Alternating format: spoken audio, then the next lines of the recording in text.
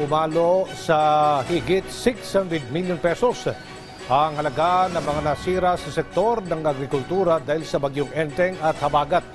Sa harap niya, nagpatupad na ng iba't ibang hakbang ang DA para mapataas pa ang produksyon at kita ngayong panahon ng tagulan.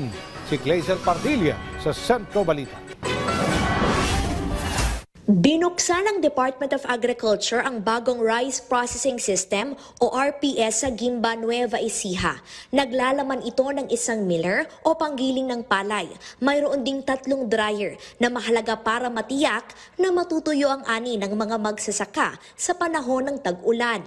Sinasabing higit 200 magsasaka ang makikinabang sa RPS. Nakagiling na kami ng approximately 6,000 sacks sa bagong rice mill na ito. Yung mechanization aspect, kapag meron kang processing facility, drying, and then of course milling, yung value ng palay mo ay talaga namang aakyat at makikinabang ang ating mga farmer. Ikinasa naman ng Provincial Local Government Unit ng Surigao del Norte ang Sagip Saka Program Palay Procurement Project sa probinsya. Layo nitong bilhin sa disenteng halagang ani ng mga magsasaka para masiguro ang pagkakaroon ng maayos na kita. Aabot sa 6 na milyong piso ang inilaang pondo para sa naturang programa.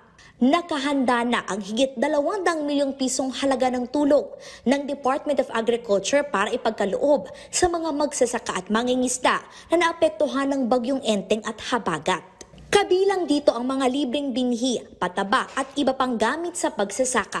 Batay sa pinakabagong report, lumobo na sa 659 milyong piso ang pinsala sa agrikultura dulot ng bagyo sa Cagayan, Central Luzon, Bicol, Western at Eastern Visayas Region. Glazer Pardilla para sa Pambansang TV sa Bagong Pilipinas.